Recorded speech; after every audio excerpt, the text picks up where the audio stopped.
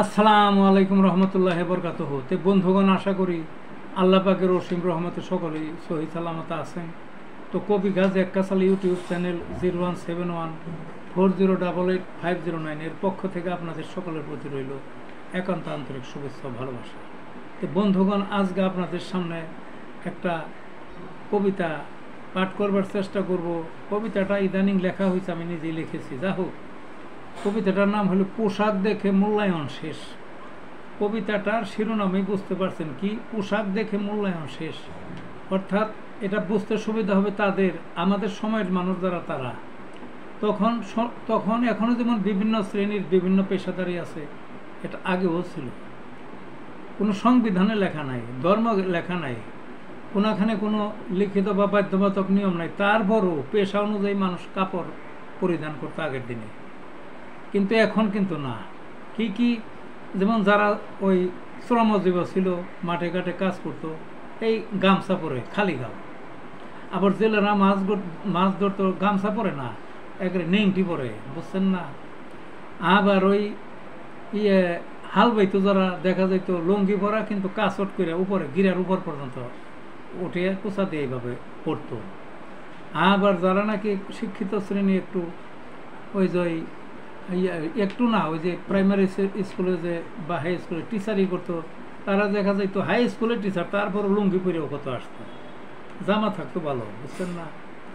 আবার কত কাছে এই হাই স্কুল বলেন আর ওই যে কি বলেন, কলেজ বলেন, সাধারণ যারা এই যে শিক্ষক, তারা ওই প্যান্ট পরতো, শার্ট পরতো। শার্টটা কিন্তু ইন করা তখন নিয়ম ছিল না, ওই প্যান্টের উপর দিয়ে মাজা ঢাইকা শার্টটা ছিল, এই ধরনের একটু লম্বা শ্রেণীর।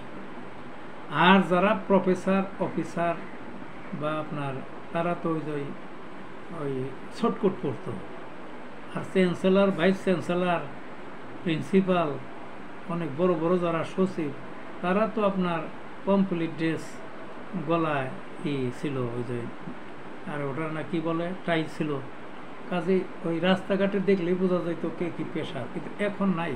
এখন দেখেন, লক্ষ্য করে, রাজের জোগাল দেয়, সেই মাথায় মাল মশলা নিয়ে এই উপরের দিকে বাইয়া ওঠে, আপনার এই বাইয়া না, ওই যে সিঁড়িতে পাড়ায় পাড়ায় ওঠে, তারপর প্যান্ট পরা।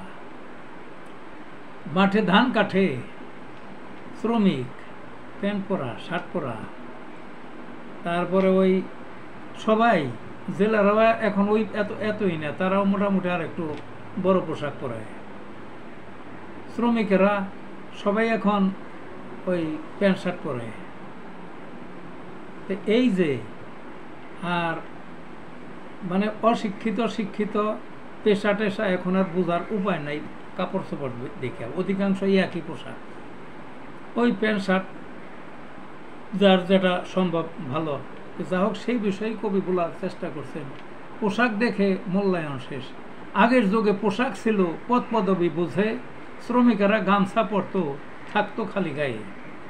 জেলে জাতি মাছ ধরতো, নেংটি কুচা দিয়ে, গৃহস্থেরা হাল বেত, লঙ্কি কাচট করে। কুলশ্রেণী মাল ঠেলতো, মাল কাঁচা দিয়ে, দোকানিরা বসা থাকতো নন্দী খোলা রেখে। সাধারণ শিক্ষকেরা ঢোলা পোশাক গায়ে, উচ্চ শ্রেণীর শিক্ষকেরা মাজায় বেল্ট কষে। শ্রমজীবী পেশাজীবী পাঞ্জাবিটা শোভে, অফিসারের ছোটটাই সবাই দেখত সে। পোশাক ছিল চেনার বাহন, কোথায় গেল চলে। আজের দিনে একই পোশাক কেহই নহে বাদে।